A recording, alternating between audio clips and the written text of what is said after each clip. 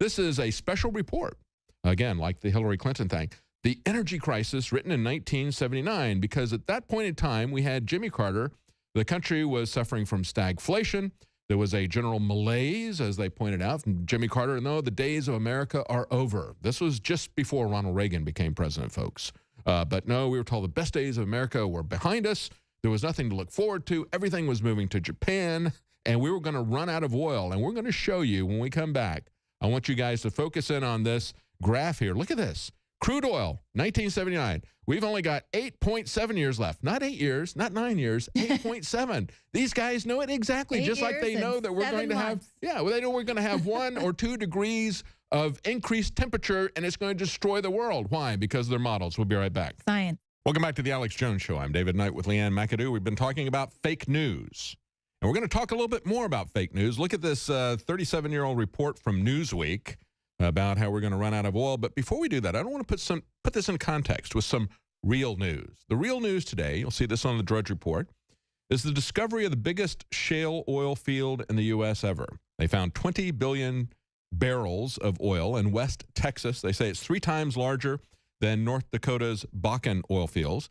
It's the largest U.S. unconventional crude accumulation ever assessed. They estimate the proven reserves that they've just announced at being $900 billion. Now, they believe that in that area, some geologists have said, they believe there's as much as 75 billion barrels of oil. So that means that they've acknowledged 1/4 of what they believe may eventually be there. At least one source, the Pioneer Natural Resources CEO, said that. If that were true, if it were 75 billion barrels of oil, and that's B with a billion with a B, okay? That would be second only to Saudi Arabia's largest field. So that would be the second largest reserve in the world. And of course, when it comes to coal that Obama and Hillary Clinton wanted to destroy, America has far more coal than Saudi Arabia has oil. So we are rich in natural resources here in America if we don't allow the left and the UN and the globalists to shut that down, to make us dependent, to tell us that we can't use it. That is why they are absolutely flipping out about Donald Trump. Because you want to talk about hoax? Talk about global warming, man-made global warming. That is the ultimate hoax. That is one of the key devices that they want to use to establish global governance. Because you have to have some way to pay for global governance. So you have to have an international crisis that takes a global government to solve. And then you have to be able to turn over money to that global government with a universal carbon tax or with redistribution of wealth with these carbon credits. All of these are techniques that will need to be there for them to have a global government. They have to have the money in order to really have that power. Well, let's not forget, I mean, they're not only disallowing us from using it, but they're also selling off our resources to foreign governments. Yes, exactly. Double whammy there. And we should remember that it was the CIA, as well as people like George Bush and others, who sold us this idea a couple of decades ago that we had hit peak oil. And that's an idea that has been around with us a very long time. As a matter of fact, you know, if you go back and you look at the history, I read a book one time about the rise of John D. Rockefeller, okay? And it was during the Civil War. He decided, he was in Pennsylvania, he decided that he was not going to be drafted. He wasn't going to fight the war. He was going to make a fortune because they had used turpentine in the South to light their homes. They burned things in the home. They didn't have electricity, of course. And the supply of turpentine was cut off. But they did have this messy stuff in Pennsylvania called crude oil. And they realized that they could refine that and use that as a substitution for turpentine. So Rockefeller bought his way out of being drafted into the military, and he quickly cornered the refinery market in Pennsylvania, and he thought he had the world's supply of oil. At that time, they didn't know that it was just kind of bubbling out of the ground, you know, like the Beverly Hillbillies, you know. Out on the ground comes this bubbling crude. Okay, well, he was a Pennsylvania hillbilly billionaire. They thought that they had all the oil in the world there in Pennsylvania, and he cornered that market. And the only thing that stopped that was the discovery of oil in Texas. And so then he quickly moved his refinery business into Ohio to try to take advantage of the Texas and the Pennsylvania oil fields. thought he had everything cornered at that point. Then they found it in the Middle East. It's like, darn, every time I think I got a monopoly on this, they find it somewhere else. And then he was joined in all this. If you go back and look at Wikipedia, they just had a few things there. 1919, David White, chief geologist of the U.S. Geological Survey, said, peak production of oil will be passed possibly within 3 years. He said that in 1919. Then you go forward to 1953. Eugene Ayers, researcher for Gulf Oil, projected the U.S. ultimate recoverable oil resources were 100 billion barrels. Then production of the U.S. would peak no later than 1960. Then Newsweek in 1979. This very issue right here, the energy crisis. We're running out of oil. I mean, there's even a great tune. I always love Tower Power, one of my favorite bands. I love the music, love the tune, but they had this song, there's only so much oil in the ground. No, that's not true.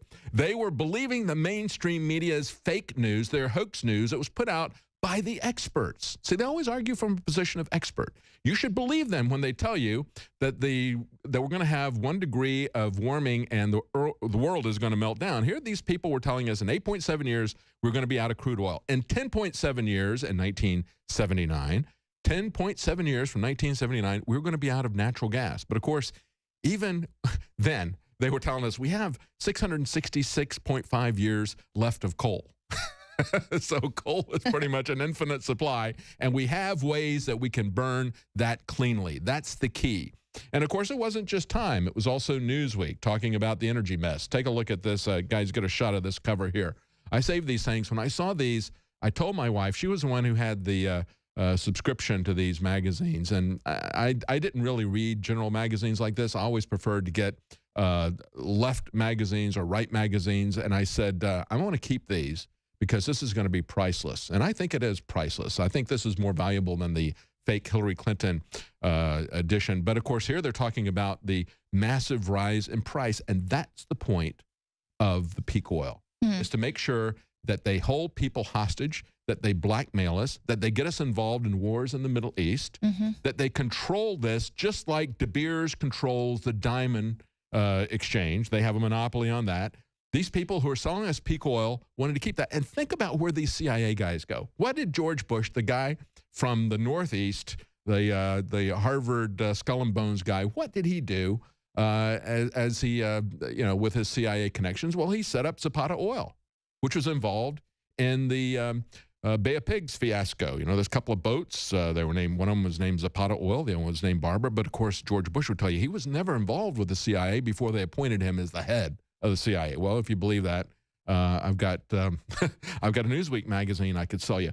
But it was also, we see the same thing happening with Dewhurst, who became lieutenant governor here in Texas, who single-handedly shut down the move that we had against the TSA. This is a guy who left the CIA after a couple of decades, then spends the most money that anybody has ever spent to become lieutenant governor. Why? Because he made a fortune in the oil business. So that's the way they make these. They're made men, okay? These gangsters, this dark state that is underneath us. And we need to understand who these guys are, because this is part of this color revolution. It isn't just George Soros. It's people on the right. We had an article from Kurt Nimmo 3 years ago talking about John McCain and the CIA and how they were involved with the color revolutions and the dark state. And they are as much a part of it as George Soros and the Democrats. And these are the mechanisms that they use in this. And so we see now also other articles that are on the Drudge Report today. Real news, Saudi Arabia is warning Trump not to block oil imports. Well, we don't need to block your oil imports. We got our own oil, Saudi. And they have been intricately linked in. They've been put in the position with Richard Nixon, put them in the position of controlling the petrodollar as he took us off of the gold standard. He made Saudi Arabia the people who underwrote our currency. And we have been interlinked with them as well as with the CIA. So this is the way that they have tried to control us. And they think they've got an agreement where they're going to be able to cut down their production and raise the price of oil. Guess what? That ain't going to happen, because we're going to start using American domestic oil. That's one of the things Donald Trump said he's going to do, and I can't wait to see that happen, Leanne.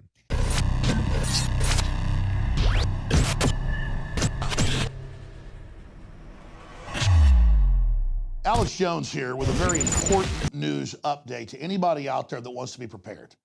But it goes beyond being prepared. Our bodies absolutely must have the good halogen iodine, or we will die. and you look at all of the thyroid problems and all the people that don't have energy and that have all sorts of hormone problems. And from my research, and a lot of just mainline research, it leads back to iodine over and over and over again. It's as important as vitamin C. If you don't get iodine, you die. But most people are just deficient, so they're low energy, they're sick.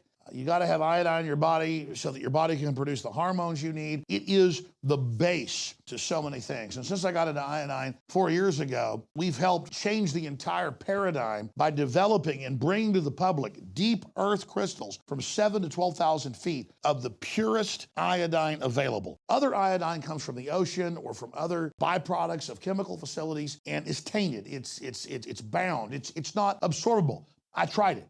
And I had incredible effects even with dirty iodine because the body needs it. When you don't have iodine, it absorbs the chlorine, the fluoride, and all these other bad halogens. It's such a game changer if you'll just research iodine for yourself. It's a fact that the federal government in the Midwest back in the 20s mandated a grungier form of iodine to the salt because people had low IQs, they had huge goiters, major problems directly connected to it. There are some studies that show a 15-point increase. Others show even higher. But it really is crazy to realize that this is something that is so deficient in our food chain, so deficient in our played out fields where different crops are being grown, but the federal government isn't educating people and telling them about it. That's why for a limited time, I want to encourage everyone to go to InfoWarsLife.com and get 20% off on the best nascent iodine out there from our research, truly pure Survival Shield X2. Again, that's Survival Shield Nascent Iodine X2. Thank you for joining us in this brief news update.